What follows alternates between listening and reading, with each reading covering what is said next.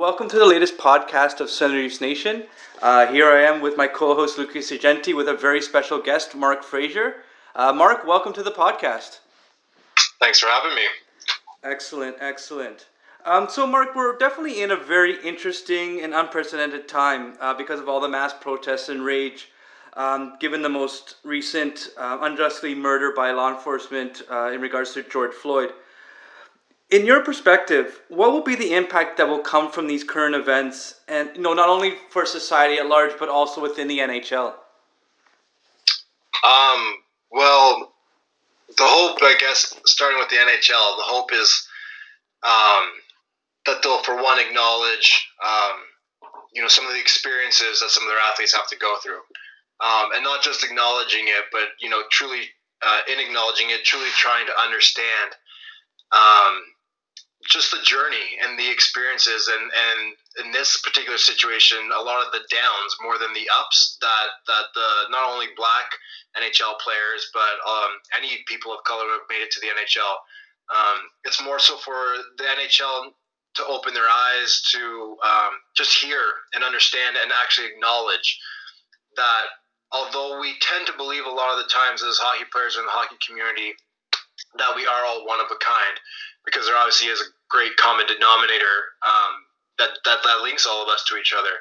But just having that understanding from the league's perspective that we actually aren't all the same, as much as we want to believe it, that there are obviously physical differences. We can choose to be blind to it and not see, color in that sense, but that's just not the reality for the players of color. That's just simply not our reality. It's simply not my reality. So for the NHL, I think, the biggest thing for them would to be doing what society is also trying to do. Acknowledge that this is an issue, to listen to the players and anyone who's speaking up on these issues and their own personal experiences. But in admitting that they're acknowledging it, there has to be also an understanding that it exists, but it's not something we can kind of blindly go about sweeping under the rug or just kind of ignoring or again, benefiting from certain privilege and just not really truly understanding or wanting to stamp it out. And that's clearly what we're seeing in society right now. And the NHL being a majority white league and a majority white organization and industry, just like the rest of America, has to understand that the white majority needs to truly be as outraged about the unjust treatments, because unfortunately, it's not just in the example of George Floyd. That's obviously what's brought all this to light the way it has in the last 2 weeks. But black players in the NHL have been speaking about this for a long time. Maybe not on the same public platforms that we are now, or that, for example, Akeem Eliud recently did, but it hasn't been a secret for a while. So I think it's important for the league to understand and acknowledge that it is something that happens. Even they're not immune to it. It very much happens even within their beautiful game of hockey. But to try to listen to those experiences and the words and the sentiments of the black players to be allies with us, we need to see not just an understanding and an acknowledgement, but we need to see action. We need to see some just action from all of the majority supporters, whether that be citizens in Minneapolis or in California or wherever in the States, or people in the front office of the NHL league.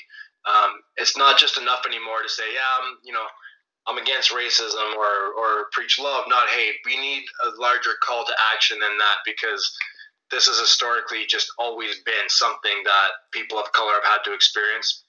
And it's not just going to go away with a few nice, meaningful gestures. We need some actual action to be taking place. No, and that kind of leads into my next question. So in your opinion, is there a stigma for people of color or even other minority communities and people who want to come to play hockey? Like, is there like an initial wall that they hit when they get into the sport?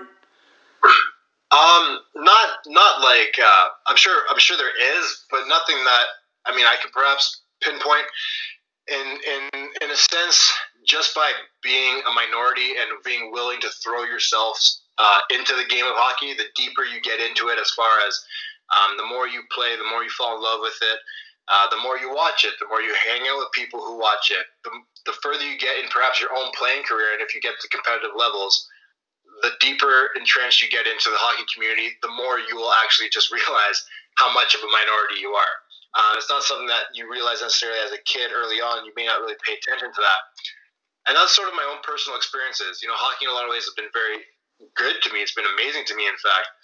But having made it my career for as long as I have, the deeper I got into, the further I got into my career, the more I continued to play, the more competitive things got, the more isolated I felt and I was through certain moments. So that being said, I think that there's not necessarily a wall, so to speak, but for a lot of people of color and a lot of minorities, immediately at the grassroots level, there's an affordability issue. It's that's the one shame of hockey for me is, demographically speaking, if we want it to be a game that is for everyone, we have to make it accessible for everyone. We're already hindered by having to, needing a sheet of ice and skates and all that just in order to be able to play it. But being able to afford it is a real challenge for a lot of minorities as well. And trying to find some kind of, I don't know what the answers are, but trying to find some kind of way to first address the affordability issues would, for one, help, I think, embrace a lot of minorities. And there isn't anything clear that happens to a youth hockey player, perhaps, who's of color, that says, oh, this game's not for you. Otherwise, I wouldn't have made it as far as I did. That wasn't at all my experience. It's just challenging that the further entrenched you get into something, and the more cognitive and conscious you become of your surroundings, and perhaps you realize that someone's thrown some kind of derogatory slur my way, but not in the way of my peers or my teammates. The game itself has a way of kind of eventually, through fans, through comments, through perhaps coaches or whatever, it has a way of eventually showing a minority that although you are one of us, there are differences and some potential challenges you're going to have to face just simply because you look different, but you want to play our game. And that's obviously what we're trying to squash. It's not right that any player of color would have to feel that. No, and you know what, that's so true. And that actually takes me to your Player Tribune article that you just had released late last week, which, Mark, I enjoyed deeply. I read it. But right off the bat, you made mention of two instances specifically. And correct me if I'm wrong, but I believe one was when you were 14 and one when you were 17. Do you want to share with our listeners who haven't read that article what specifically happened at those 2 points in your hockey career? And kind of just let us know, did that shape your career at the time, or how did that impact you moving forward? For sure, and definitely I'll say for anyone who hasn't read it, please take the 10 minutes or so to go to the Players Tribune and to read it. And that's not a self-plug, that's simply just because I believe it's a very heartfelt and powerful message, and I would just love it to reach as many people as possible. But my intro to that article and saying there's the two earlier incidents, but there's three in total. But yeah, the first one when I was 14 was while playing in Quebec, just in a town that's about 20 minutes maybe from where I live in Ottawa, where I grew up in Ottawa. And the instance there was just me being a 14-year-old kid in the penalty box. I had just received a coincidental penalty, myself and another kid on the opposing team. Something that I've done a lot in my career, ending up in the penalty box. But while I was there, there's a couple local parents or whoever from the other team who were just kind of harassing me and just, really sort of aggressively yelling at me for whatever I had just done on the ice. I'm not even quite sure what it was. And what they were basically saying was they're yelling at me to go back to the bush. And at that time, truly, I didn't really know what that meant. I knew that they clearly were not happy with me, and whatever their intentions are, they're angry and they're trying to, cause some kind of pain or hurt towards me. But I really didn't know what it meant. But it created a bit of a scene, and then it wasn't until after the game where parents had asked me, or my father, and I think one of the francophone parents up from our team had asked what they were saying. And once I had told them, it then got brought to my attention. My father told me that they were essentially calling me to go back to Africa, go back to the bush in Africa. And the following situation, I guess, was a few years later when I was 17, 18, 17, playing in the Erie, Pennsylvania, playing with the Kitchener Rangers in the OHL. And same situation, I found myself in a penalty box, which I was no stranger to. And this was just one of those typical kind of redneck fans that's just his life is to sit beside the penalty box and just heckle the teenagers that end up there in junior games, which is nothing that's honestly that crazy or ridiculous in hockey or in sports. Nothing I certainly couldn't handle. But he, as he was ragging on me for whatever it was that I had done, he then started basically just chirping me and saying, I should be sticking to play. Why am I playing hockey? We should stick to playing basketball. That's where I belong. And it's not so much that it was just the ignorance of the basketball comment, but I remember it was saying that that's where you belong, as if hockey had no place for me. I was a key contributor to my team at an amazing level, and the fact that was still someone's sentiment towards me, which obviously it immediately angered me. So I stood up. There was no way I could access him because the crack of the glass was too small. But I stood up and was squirting water back at him, and that created a scene. And security came down and eventually, without really knowing the details, although I'm pretty sure I was yelling what he had said to me, security had removed him, and there were some further repercussions afterwards. I can't remember exactly what happened, but he was either banned for the remainder of the season or for the remainder of a certain amount of games. But so they at least to the Erie Otters' credit, they at least sort of stepped in and showed some kind of discipline for that. But yeah, those were two early actions. Just me as a teenager, just going up playing the game, and both times, whenever you're within that reach of a fan's heckle, both times they chose to heckle me, not for my play, not for my lack of ability or my lack of offensive ability or scoring touch. It was solely just because this kid looks different, so I'm going to let him know it. That's, I couldn't imagine what that would have been like as a young teenager. You're still forming your own identity, so that couldn't have been easy for you at all. But we have seen a change in hockey. Hockey's usually not a sport where a lot of people will stick their heads out. But within the last few weeks especially, we've started to see more white players come out in wanting to counter this.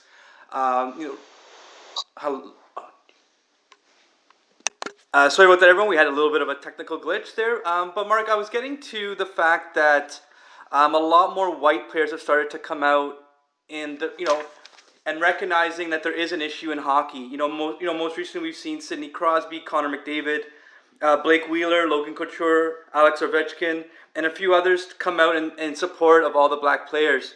What has that meant to you and to the rest of the players within the NHL that these players are now starting to come out willing to listen and educate themselves, but not only just that, but now leveraging their large platforms to advocate for change in hockey?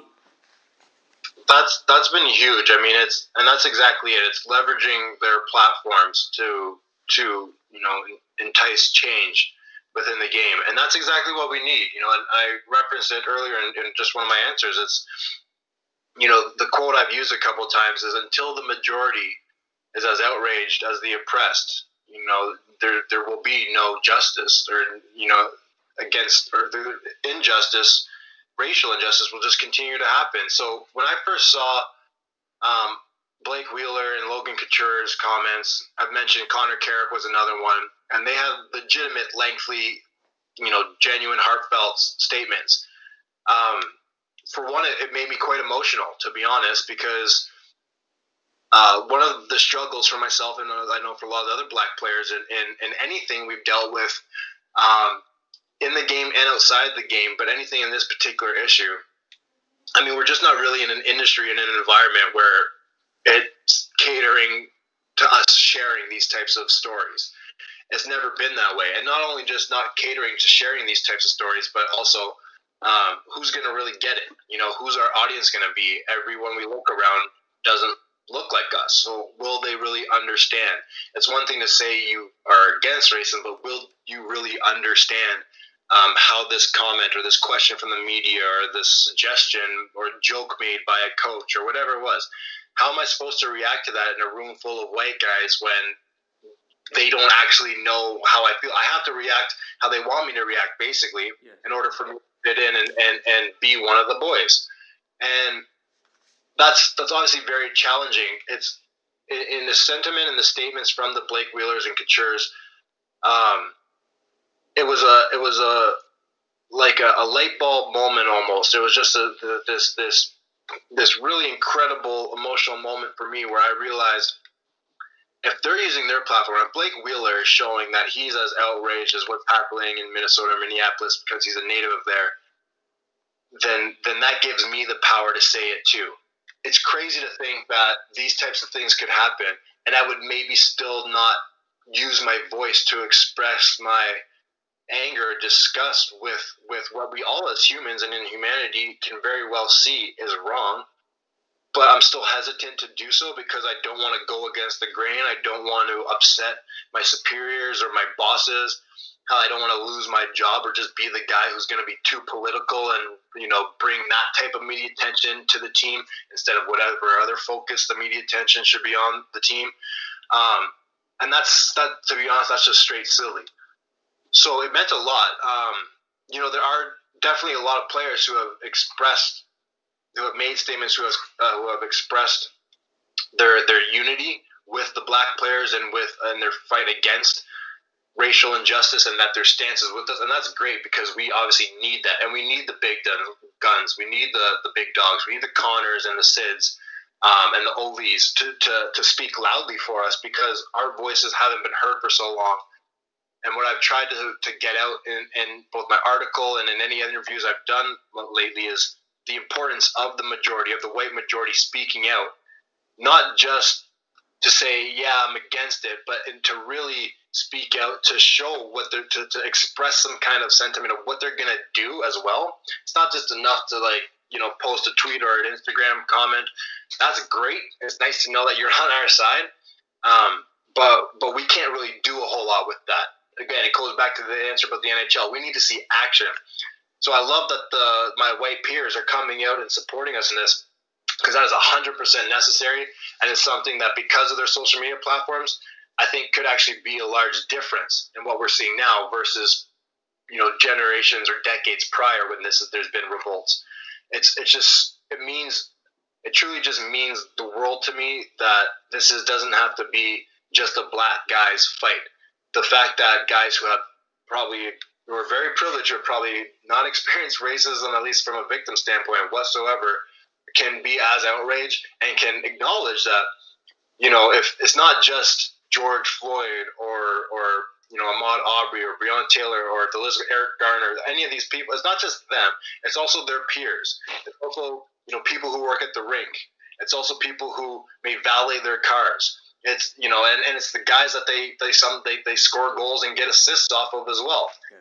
If all of us are in this together, in the sense of, if you can't see that it could potentially be me, your boy, your guy who's willing to drop the gloves and fight for you, that could be put in that very same life-threatening situation for no reason other than the color of my skin, when it comes down to it, that unifying stance of that is not okay from the big guns in the league is so huge, because it's not only brought me here today with you guys by giving me the confidence to speak out and find my voice on this matter, but it's also what's going to incite a lot of the change we need. Because in the history of racism, black people have made a whole lot of noise about this in the past, and clearly not a lot has been done. But it's when the majority starts getting angered about it and saying, this is not right, this is not equal rights, this is not, that type of police brutality is straight up assault, and it's not at all protecting and serving, but it's very much targeted most often at a particular demographic of minorities. That type of stance, that verbal type of action, but also the following up action is needed. It's not just good enough for Connors and Sid and Obies to just say we're against it. I want to see some action from these dudes too. But I mean, having their support is just so incredibly huge for us, and they need to know that. And you made mention a couple times in your response there. I guess it kind of ties into hockey culture in general. And I guess what I'm trying to say here is, you mentioned the words, be one of the boys, or being in a room full of white guys, having a joke that, you might not be comfortable with and having to laugh to fit in. And from my opinion, I guess that is kind of the problem. But I also would never know what that would feel like, because growing up playing hockey myself, I've never experienced playing hockey with a colored, person of minority there. Yeah. And I've never experienced something like that, so I would never know what it was like to see that happening. So I guess my question to you is, in hockey, specifically in North America, do minor leagues need to, be more inclusive, or is it just hockey culture in general that kind of the problem lies with? Or is it the fact that, in minor leagues that hockey isn't as inclusive and it's not as accessible for minority groups? I would say overall it's beyond just the North American scope, because in a manner, I've played for 3 years now in Europe in 3 different European countries, and to some degree it's almost more foreign overseas. Well, not some degree, it's 100% more foreign overseas that there are black guys playing on any pro team, or even just making it to North America from Europe. So that means there's probably not a lot of them playing at the grassroots or the youth level either, and understandably so. But yeah, the issue it is tough because, like you said, because the culture is very it's very broy, and that's not a bad thing. That's, to be honest, in my opinion, what links us, what makes us so loyal to each other. The fact that part of our game's culture literally allows us to fist fight each other for honor and pride of your teammates and your partners. That type of willingness to shed blood is kind of crazy when you think about it, but that's how deeply ingrained we are. But then taking it back to, like, I'm doing this for the same guys who, a dude who I have no malintent towards any of my teammates, but that particular guy I maybe just stuck up for is a guy who exactly, just dropped a joke the other day that I had to kind of like, ha ha ha, laugh it off, but wasn't able to ever say, you know what, bro, like, I'm not, don't be saying that around me, or don't be saying that, period. Yeah. It's funny, but it's not. But the culture is ingrained in us because we have this, like, tight brotherhood, and because there is this unifying, fraternity, where we are willing to kind of go to battle for each other, where you just kind of don't, you don't really want to ruffle the feathers. There's hockey in every hockey locker room I've ever been in. We talk about accountability and holding each other accountable, because the more as teammates you can, and in any, work environment, the more you can have your peers and your colleagues holding each other accountable, the better performance everyone will have, right? The more you guys hold me accountable on the ice for my performance, the more likely I won't just be goofing off and messing up, because I know, like, you guys are going to give it to me straight. But when it comes to these personal issues, you can't really do that because it goes against the grain, because now you don't want to be a bad guy in the locker room. I've been a leader almost everywhere I've gone. I've worn a letter. I've been either an associate, assistant captain, or the captain of a lot of my teams, even at the pro level. And me being a problem in the room has never been an issue. Right. But there's still that hesitancy, because you're like, well, if I speak up right now, is everyone even going to understand where I'm coming from? So you kind of just hold it inside, and you don't acknowledge, and you don't really let it out. You kind of suppress that. And that is largely because the culture isn't inclusive enough to give you the platform or the comfort to just stand up for the boys and just say, you know what, guys, there's just something that's been on my mind lately, and XYZ's happened, and I would just appreciate it if we as a group could just stand behind me, support me. It kind of rattles me when it happens, but I just ask, maybe we don't do that anymore. It's hard to do that because you don't want to then become a guy who's like, oh man, can you believe he got? It's silly to think, and looking back at it now, you could probably stand up and have those combos, and people will be like, hell yeah, man, we're behind you, we got your back, no doubt. Sure. But the fact that before, the last 5 months or so, 6 months perhaps, since like the Bill Peters thing came out, that was never a comfort for any of us to say in the room. And to me, that's crazy, but it's very much a reflection of what the culture is. Really quickly, you mentioned there about you being a problem in the room, or that being a thought at least. Did you have a problem before you went overseas with a coach asking a player if you were going to be a problem? I remember reading something about that. I'm not sure if you wanted to share that story or not, but yeah. So that was also part of the entry in my Players Tribune article. It was when I was 14, then 17, and then 32, and what that was I found out about it much later. But it was when I played in Slovakia, and I had been unsigned I was kind of holding out for something. Not much was coming around, but that I wanted at least. And then it was probably late. It was close to mid to late November. So obviously I was in a position where I'm like, I just got to get on the ice. I just got to get to playing. And an opportunity came to go to the top team of the league in Slovakia. So I said, whatever, I'll take it. And, as far as I know, it was a non-issue. I got there. Other than perhaps Ladislav Nagy, I think no one in the league had played more NHL games than I had. So, as far as my resume went, like, I most certainly belonged there. It was hands and above, or 100% without a doubt was a league that I could easily play in. So how the story goes was one day, just basically being the last guy left in the room, was not particularly liking my environment, but just trying to take out my frustration in the weight room. Yeah. And just being one of the last guys to leave, one of the assistant captains came up and just started talking to me, and just, I could kind of tell he had something he wanted to say. And we kind of got into it a little bit, and he was just telling me that when, right before they decided to bring me in, which again would have been around the end of November, which this was about 2 months after or before he was telling me this. And he just said, pulled myself and the other two captains in and just asked, we're looking to bring in a new player. He's a black player. And before we do that, just want to know if this is something that would potentially hurt the locker room somehow or affect the team morale in some way. And I don't have beef necessarily with the GM for doing that. To be honest, he was kind of trying to do his due diligence, I guess, in seeing if there would be an issue. The fact that he was interested in me, I don't think the issue was with him. But it's that he was at least aware enough that this could create an issue.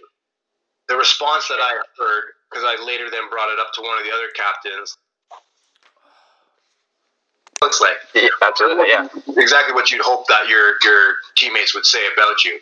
But it was just so baffling to me that being 2 months now in the league, a league that I could very easily handle myself in all manners of the game, and a league that no one really had my resume as far as games played in the NHL or in the American League or wherever.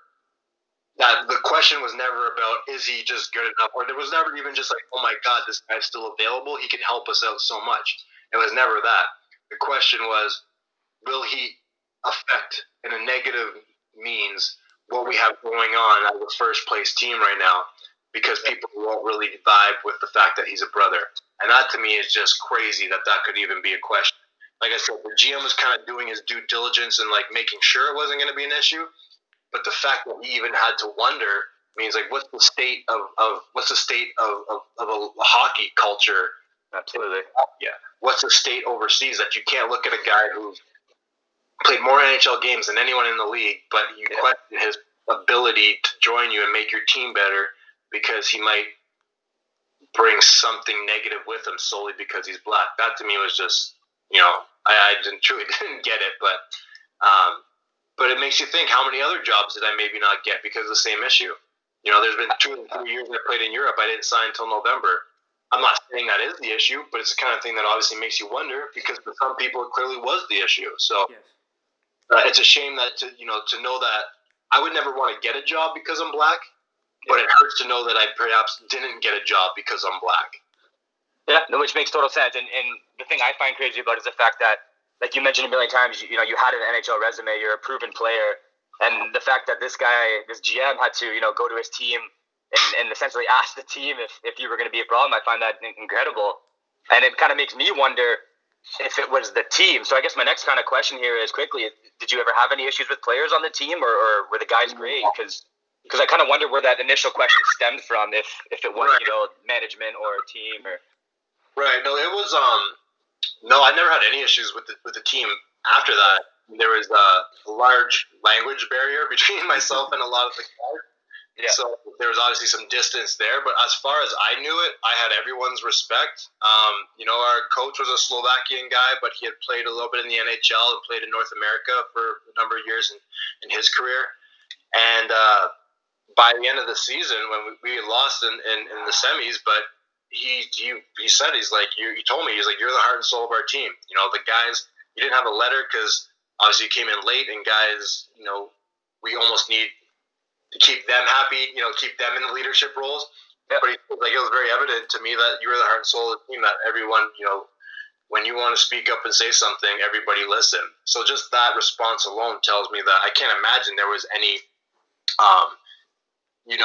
any malice or any ill intent or just general guys not liking me for any reason. I can't particularly imagine. Like I said, as far as I knew, I got along with everybody. Excellent. I guess the next question would be, because it looks like we lost Lucas for a bit. So what would it mean to have more black or minority people represented in management? So be it a general manager, more coaches, maybe even in ownership. What would that do to maybe push the game forward? It would be huge. It would be so huge. There's it's kind of a different example, but there's the exact same issues going on right now in the NFL, and that's to bring up the awareness of all the players and all the knowledge that's been in that particular league, in the NFL, in the National Football League. How are there only 3 black coaches out of 32 teams and not more? Well, it's the same sort of issue in hockey, right? It's been an ongoing battle for minorities and blacks to get into pro levels in general, just because for everything we mentioned before, from a grassroots level, the struggles, the affordability, everything there. But I think it would mean a lot, to be honest, because for real change to happen, whether this is in sports or this is in society or politics, change comes from the tops, but it's only really in influential positions of power that you can truly conduct or at least organize that change, where you can yourself rewrite some laws, rewrite some expectations. Having a black general manager or black owner or black team president in the NHL is, for me, it would be like never believing you would see, Obama in the White House, but one day it happens. It truly would almost be a dream come true, in the sense of it's so unfathomable for me growing up in this industry to envision that, but it truly is a dream to be able to envision that. I often use the example of the Vince Carter effect, or the Toronto Raptors in general coming to Toronto. In a certain amount of years, a couple decades, look what's now happened. Not just their own success, but the products that Toronto is now producing in the NBA. Guys like Andrew Wiggins, who are now first overall draft picks, are products of the Raptors bringing basketball, and Vince Carter bringing notoriety to the basketball community in not only just Toronto, but Canada. So imagine the same effect that could be seen down the road from an influential person of power who's black in a hockey position of power, and whether that be general manager, president, owner, whatever it may be. I think it would be there's my black minority owners, I know of some teams, but to really have kind of a face in the franchise, I think that would be huge. I could only imagine, because that person would be so hungry and eager, I would have to imagine, in finding more people who look like them in the community, reaching out to different minority neighborhoods and kids, and imagine the Toronto Maple Leafs hockey programs, where it was driven to just try to find more. With MLSE, was just driven to try to be more involved in particular minority communities, and to really influence the kids' lives there, and to let them see not just black players, but like there's black bosses too. I can't sort of stress enough, I guess, the influence that would have on a youngster. We all remember what it's like being kids, and remember having idols we look up to. As a hockey player, I looked up to Jerome McGinley. Like, I wonder why. One of my first 2 book reports I ever wrote were on Bobby Orr and Jackie Robinson, and I was 10 years old. So, why as a 10-year-old was I already in tune with Jackie Robinson? Obviously, because there was a story that's resonated there with me. I don't think I had ever been a victim of racism as a 10-year-old, but I knew that I was black and he was black, and I knew that he was the first black person to do something really great in his sport. So that being said, if I have those memories as a child, looking up to those types of idols, whether it be Jackie Robinson or Jerome McGinley or whomever. I could only imagine it would have the exact same effect on kids today to see a black NHL captain, which has happened only a couple times before, or a black GM or a black president, some influential person to not only get in there and mix things up and start changing things themselves, but the influence that they could have in a community by just the willingness now to outreach to a youth community and people around to let people know, hey, look how I look. I got here, so you guys can do it too. We're taught a lot in society by like what we see and what we witness, and that's how we learn and grow. At least for myself, and I think it would have a drastic but an amazingly influential effect on the game. Excellent. And as we know, with every organized league, money talks. So the NHL is the fourth largest sport in the United States when it comes to their TV deal. How can making hockey more racially diverse help to grow the sports in markets where specifically it's currently struggling? I mean, that's also a no-brainer to me, to be honest. Like, why wouldn't you want? I mean, if it is, which we all know comparatively to the other three major sports, if it is the lowest one as far as ratings or revenue or whatever, why wouldn't you want to reach into every different demographic you possibly could? And we're talking now about a sport. There's a long history of African Americans and African Canadians who are amazing athletes. Now, some will never perhaps be introduced to hockey again because of climate, because you need an actual ice rink to skate on, and that's not in everyone's demographic or areas. But for the same reason that NBA is so attractive, or the NFL, the players, their own personal branding of the players, the expressiveness, the platforms to be expressive. There's no leash, there's no glass ceiling that's saying you have to abide by this rule or by this culture. You can never be too big of a brand because that's not what we're about. That's not what NBA players are doing. They're still, guys are still loyal to whatever team they're wearing on their chest. But there's opportunities for them to be expressive as athletes and as celebrities and as somewhat pop culture influential people to just be themselves. And I think it's so cool that the NBA has allowed their players to have the type of freedom they have to express themselves, because it makes me as a fan feel closer to the players. It makes me as a fan feel like, man, if I could do it again, I don't want to be like those guys because those guys are like me. Well, so if we could do the same thing in hockey and have sort of a marketing around the different cultures of the game. That's the problem with hockey culture, is that it's very, very, very singular, right? It's like, this is the way it is. We don't like to ruffle the feathers. We don't like to go against the grain. We don't like to, get into too much trouble or too controversial ever. Forget all that. You know what I mean? Sometimes you gotta be able to truly make waves. You gotta be able to just shake things up. You gotta be able to mix things up. And a large part of that is, if you want to grow the game and hit other demographics that, in this particular situation, would perhaps be a minority demographic that you're not tapping into, but are very much, an army of sports fans. Why would you not be trying to find ways not only to get into their communities, but to use the guys you have as posters for the league? Yeah. Use the PKs, use the Wayne Simmons, use the JT Browns and Chris Stewarts and Joel Wards and Matt Dunn and everyone. There's like 40 guys playing in the league right now. Use them to not just as marketing tools, but use them as outreach. Use them as a big old sign that says, you may not be that familiar with hockey, and we get it, but we got guys who look like you. So come on down, and we'll teach you what this game's all about. doing that in some cool manner, not in a really cheesy manner, like I just said, because that kind of sounds like what the NHL would actually literally say. But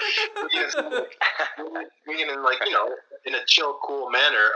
That's what, again, with the NBA is, it's so interactive with their fans, and why that's so, why you feel like you can touch LeBron or Curry or touch these guys now is because you see so much of the freedom and personality that they're allowed and they're encouraged to show. But we're not exactly encouraged to do the same thing. And that's not just a black thing in hockey. Alex Ovechkin finally won the Stanley Cup years after everyone's like, is he ever going to be good enough to do it? Is he going to do it? He doesn't care enough to do it. He just wants to go back and play in Russia. Well, that Russian kid finally shut down all haters, shut down any critics, silenced them all, put it on the line, captained his team to a Stanley Cup victory, and then the guy wilded out. He partied, he did keg stands, he was swimming in fountains. I'm sorry, but that's what everyone does when they win the Stanley Cup. That's what you should be doing when you win the Stanley Cup, because it is damn hard to win the Stanley Cup. But he did that, and the hockey community was like, nah, we don't like that. That's not how we do things. We celebrate, like gentlemen. I get it, but give me a break. Yes. Fans loved that. They loved seeing the personality of this wild hooligan Russian wilding out because he achieved his lifetime goal. Yes. And he did it after a lot of people counted him out. And we're going to hate on how he chooses to celebrate as if none of us have, partied before. That's just crazy talk, but that's the hockey culture not really like embracing that type of personality. They don't. And it's not that they're like purposely not letting it happen. It's the way that hockey culture is. We just don't do that. Part of that I like, in the sense that they're very guarded and protected, and they like to protect the image of their league to keep it squeaky clean. And that's good, because it doesn't look like hockey's full of a bunch of hooligans and degenerates. I like it for that reason. But it's so limiting, and it's hurting further future growth and progress of the league when you're not allowing its own athletes to, for one, be expressive where they want to be, but also embrace that and look around and be like, we have black, making sure they all fall under the same umbrella or the same blanket, because that's not what we would do in society. We acknowledge that Chinese immigrants come here and they now have a Chinatown. Or I live in Little Italy in Ottawa. You know what I mean? Like, there's different cultures like we're constantly embracing every day in our lives. But when we get into the hockey community, it's like so singularly, no, we can only do this way. I know this is a really long-winded answer right now, but yes, to be honest, like the game of hockey is truly missing out on the growth potential in its marketing and its revenue and its viewers and everything.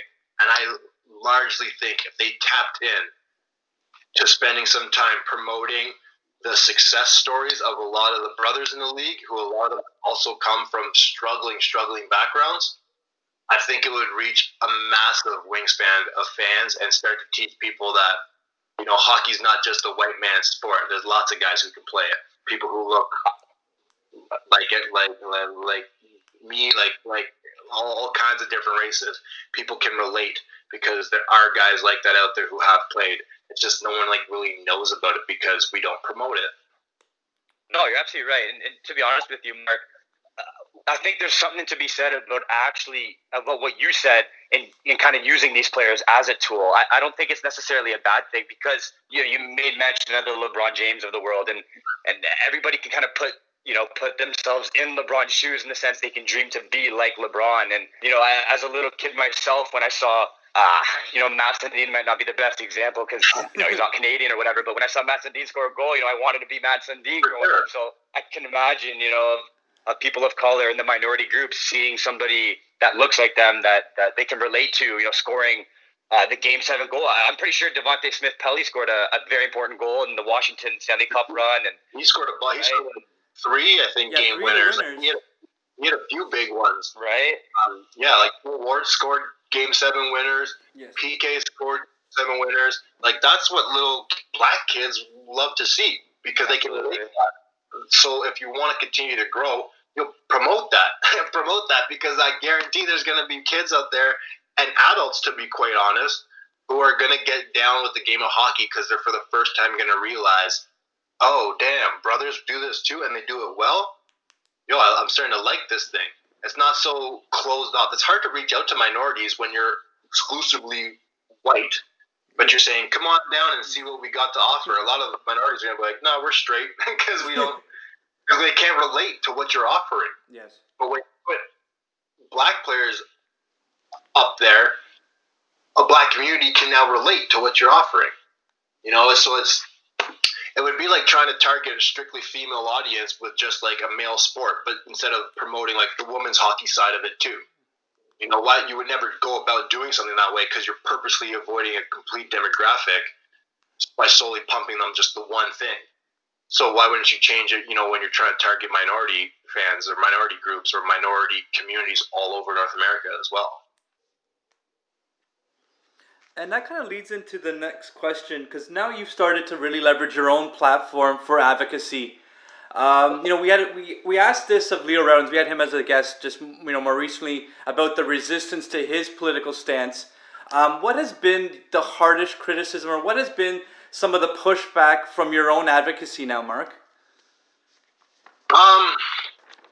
Let me say first, there's definitely been an overwhelming amount of support that I've received, which has been fantastic. I couldn't be, more grateful and appreciative of the messages that are coming in from of all types of races, with just the overwhelming support. That being said, some of the perhaps negative responses, in my last week, it's honestly been about, not so much about what we're saying here. It has nothing to do with me speaking my truth about racism existing in my life, or racism perhaps existing in the hockey community. I don't think anyone can truly diminish that. People have tried. They tried with Akeem Alou when he came out. A lot of people hated it and said, why are you trying to, ruin the game of hockey and everything like that. A ton of racial slurs were thrown at him because of what he had just spoke his truth, and that's about it. But any of the not so much criticisms, but the difficulty in responses I've had to deal with has been if I post something that's along the lines of Black Lives Matter, or promoting some type of message like that, and it's in the All Lives Matter responses, which is really infuriating, because the whole point of Black Lives Matter is not at all to diminish that or speak ill of all lives.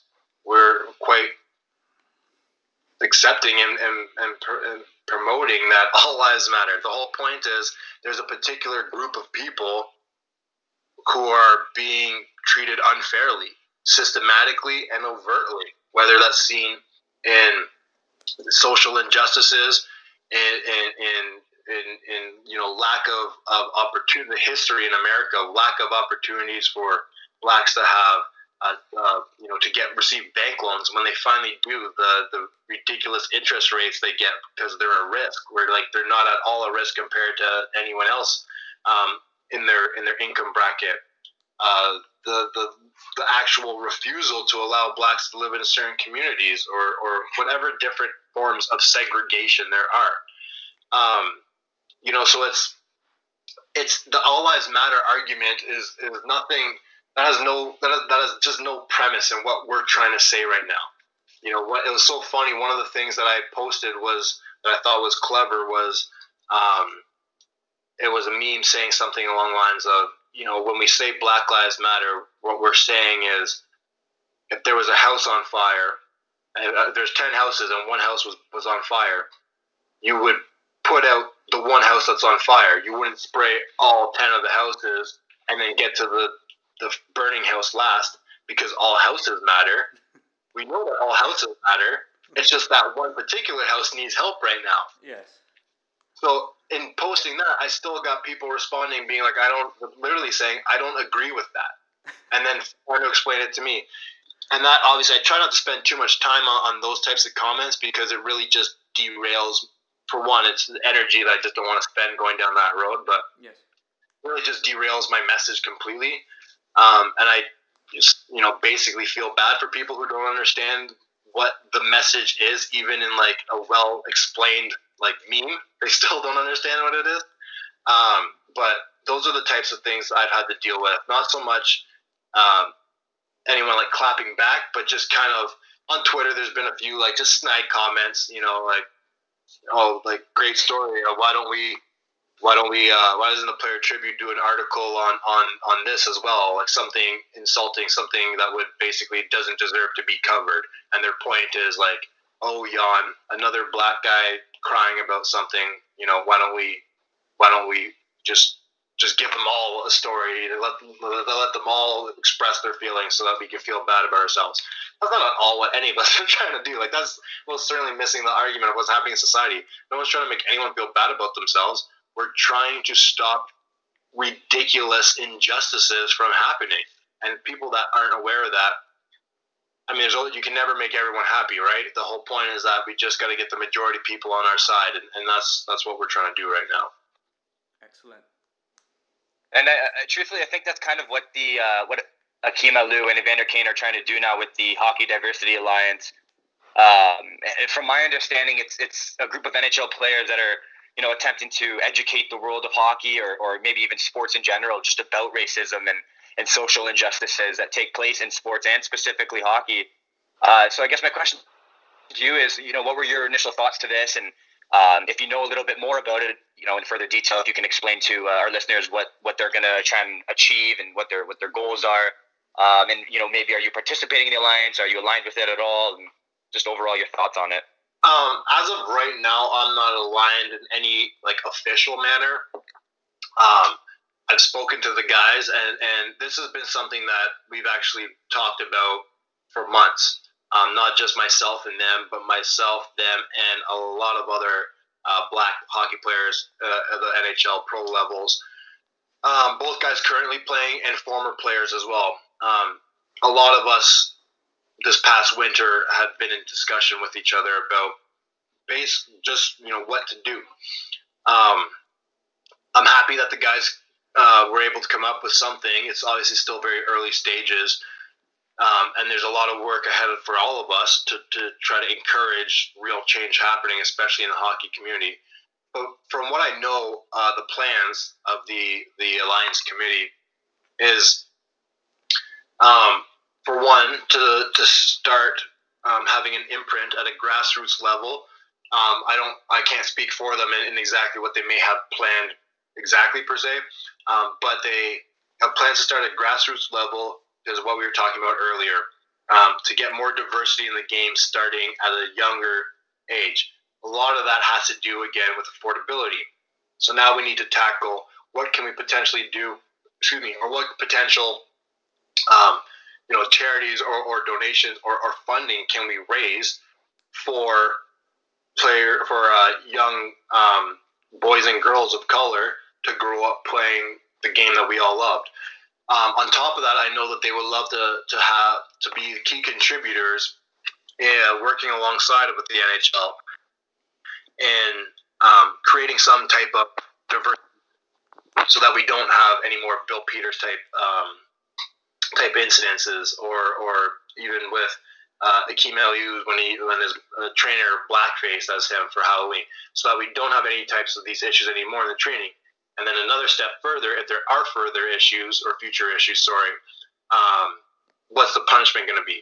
I know that the committee is going to want to have some form of say on what the punishment, what the repercussions should be, because a lot of, with my own personal opinion, not speaking for them at all, but for myself, I think it's important that there's black representation in this type of decision making, because when it comes down to it, we're the ones who know what it's like to be the victim of a racial attack. So I don't think it's completely fair for older white guys who don't know what it's like to be the victim of a racial attack to be the sole one who's creating the legislation and the discipline for any future actions. So between involvement at a grassroots level, and I know some charitable contributions, trying to make the game more affordable, and as well in being involved heavily in the creating of the diversity training, alongside of creating some form of legislation that'll properly articulate what kind of disciplinary actions need to be taken if something does occur. That's as far as I understand what the right now, at least, the main focuses are. I wish I could give you more information. I personally have reached out to a few of the guys and only spoken with a couple of them, but it was still fairly preliminary. It wasn't like in any real form of depth. But the thing is, it's a good start. The fact that the league is recognizing this committee, that they can work alongside of the league. I think there's a lot more partners to get involved yet. But again, that's just my own opinion. That's not me speaking on their behalf. But it is a good start, because it's acknowledging that, for one, it's acknowledging that the black players aren't just going to take this in stride. They're not just going to say, okay, it's out there. Everyone now knows there's racism in hockey. We just trust, whatever higher powers to deal with it.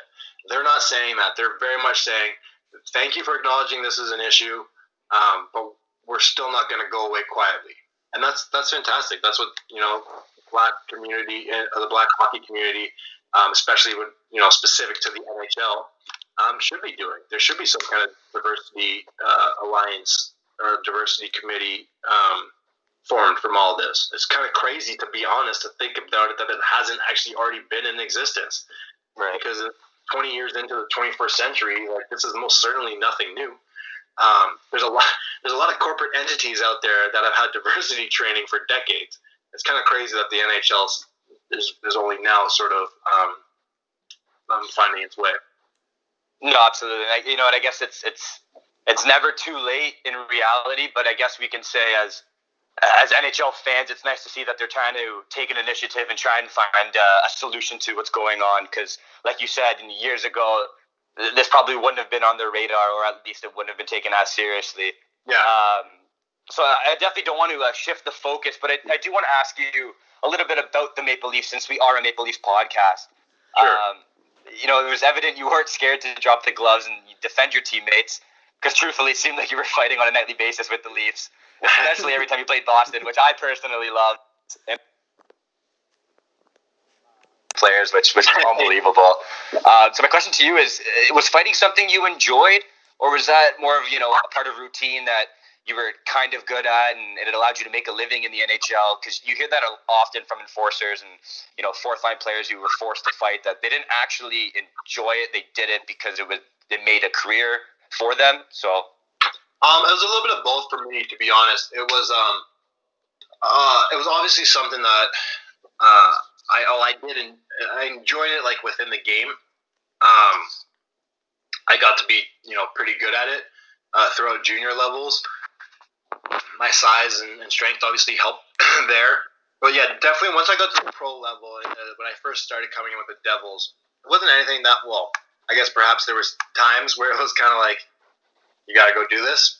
Right. That nudge, or sort of more or less having a coach send you out for that reason. That's definitely something that would have happened. But it's also, to be able to make it to the NHL, you have to have a genuine, a realistic view of yourself. You have to have true self-reflection as far as what you are as a player. You can't. I could have never made it to the NHL if I was in the minors, going to be like, well, this is ridiculous. Why I'm not getting power play time? I deserve more, because I'm already in the wrong mindset to understand what my role is, to understand what my abilities are, my strengths and weaknesses.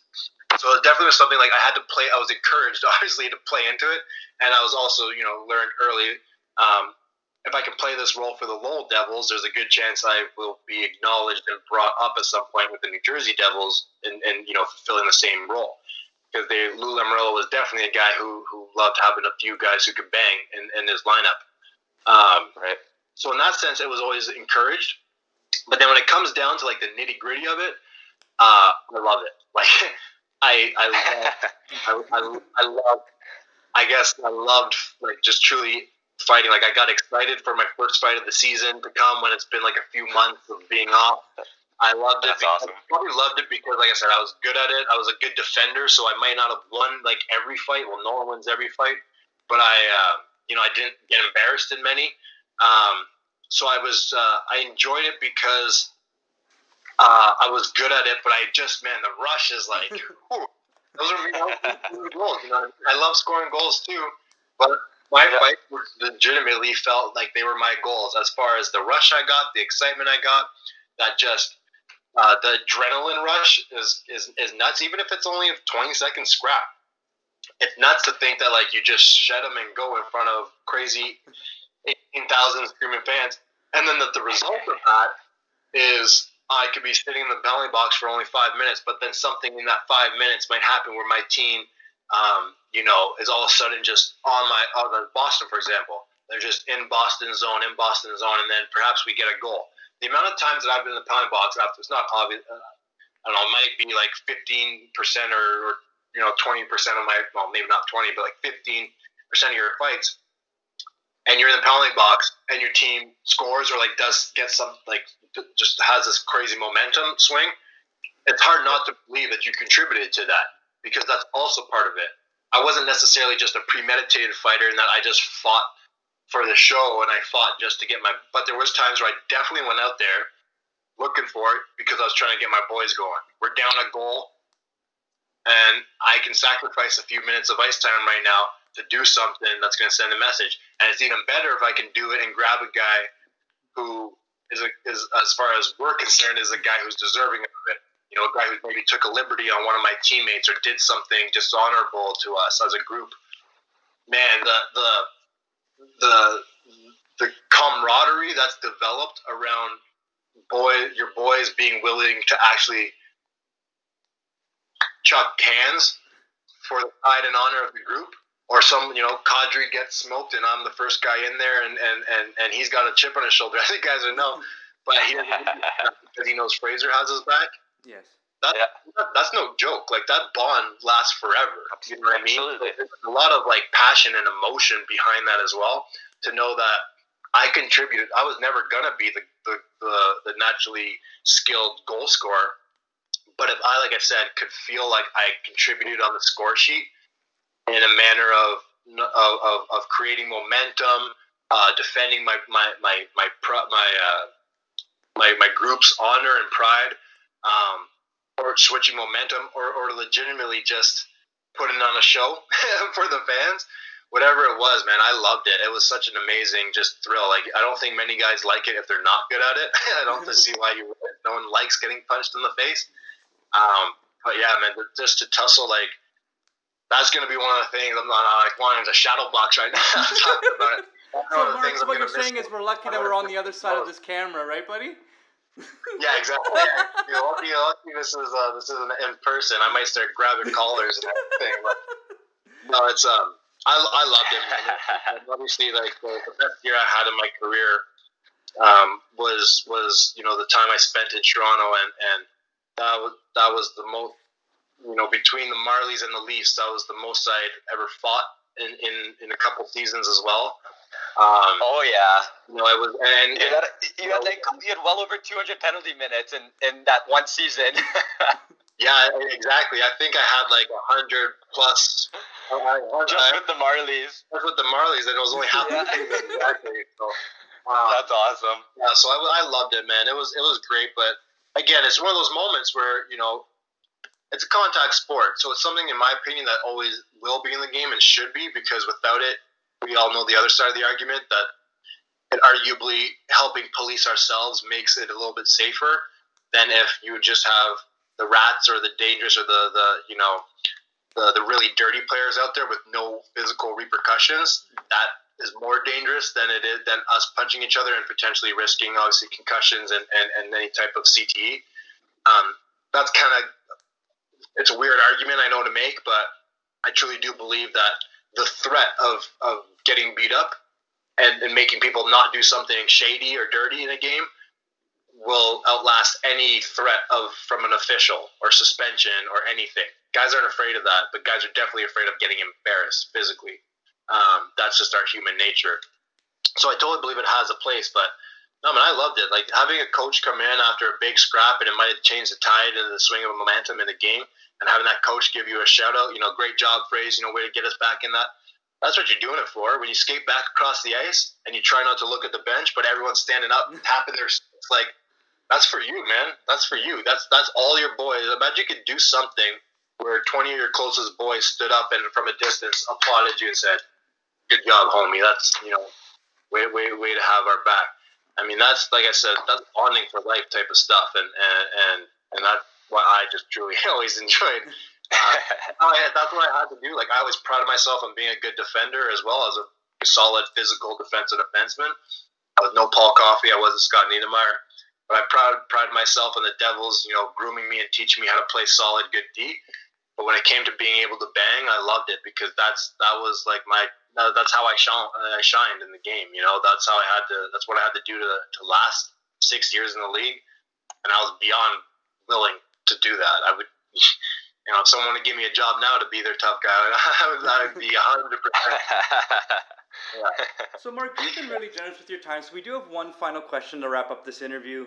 And it kind of gets us back to the Player Tribune article. And I want to go back to how you closed it. You made a specific comment about how silence is violence.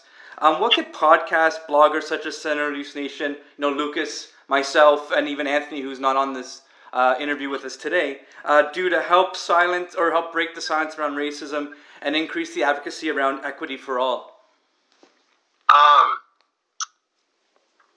Really just, so kind of back to the beginning, it's great that this is an issue that's now been that's understood. It's great that there's awareness. It's great that everyone can say, I don't understand it. I don't understand what it's like to perhaps be like you, but I'm listening, and I'm willing to open up my ears and listen. That's a huge first step.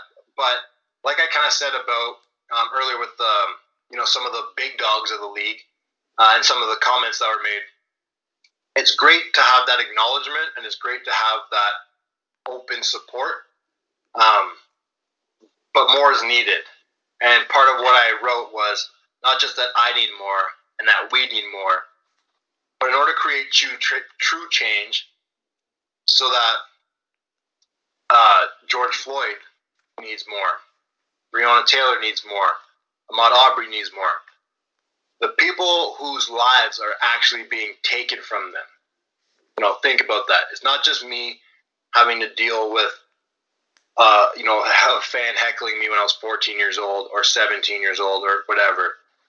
It's the fact that my brothers and sisters, people who look like me and look like a lot of the peers that we all have, friends, neighbors, peers, whatever, we're being killed for unjust reasons. Lives are being stripped from us. So as much as the understanding and the acknowledgement and the written sentiments are huge as far as support, and they truly did give me a voice, they allowed me to find my own voice so that I could use my platform and leverage my platform to get these messages out. Action also needs to be taken. It's not almost just enough to say that's wrong, or it's not enough to know that's wrong but never say that's wrong. Like we were saying about a teammate might make a joke, but I just kind of had to laugh and take it. Someone needs to stand up and say, we can't be silent and just let that type of thing happen anymore. We need to let it be known. Look, you're trying to perhaps be funny, but let's ask this guy if he appreciated the context of that joke before we ever do that again. That's how you're not being silent. You're not allowing it to continue to happen. There's not a violent act in that, of being a racial joke or something, but there potentially is pain and hurt that's being caused. So now you take it to the other extreme, which is the police brutality that we're trying to fight against right now. That straight up is violence. And it's not, it started with minorities, but the fight from all the peaceful protesters being assaulted right now is no longer strictly minorities. White people are getting abused and assaulted by police right now as well. So the fact that there's an organization or that there's a system in place that allows the authority who's there to protect and serve to harm individuals who have a right to stand up and express whatever belief they want. And this particular belief is just for human equality and equal rights. Not something you would really think we'd have to fight for, but sure enough, we do. The majority can't go silent. It's not enough for the majority in speaking to the white community, and I'm half white, but speaking to the white community to say,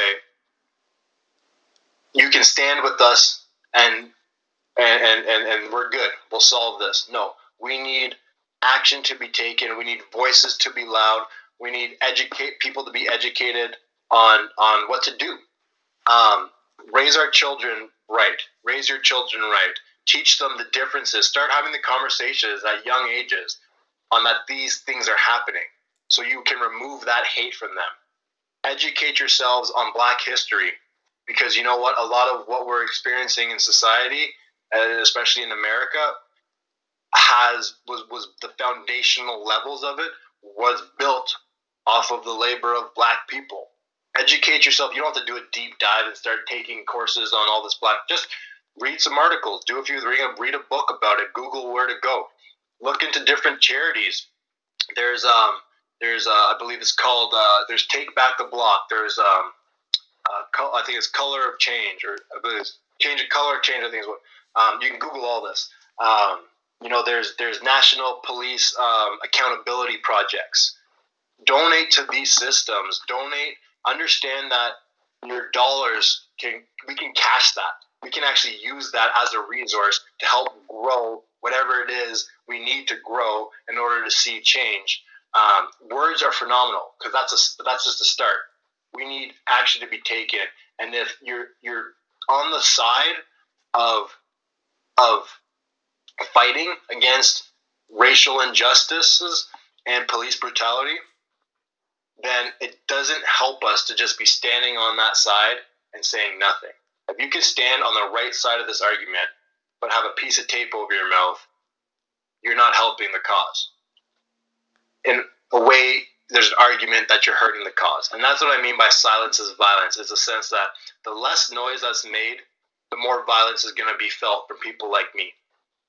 And if anyone out there cares about people like me, or me as an individual, understand that for the types of oppression that I deal with, even in Canada, even in the 21st century, even as a former NHL hockey player, the types of things I have to deal with every day when I walk out of my door won't go away unless people are willing to raise their voices, to educate themselves, to speak to people in their community, to not let that person's racial joke go, to at least have some understanding that, let's at least inquire with our Black friends if that's something that they're cool with or not, before we just go ahead and start speaking in particular manners, and understanding what real change is action.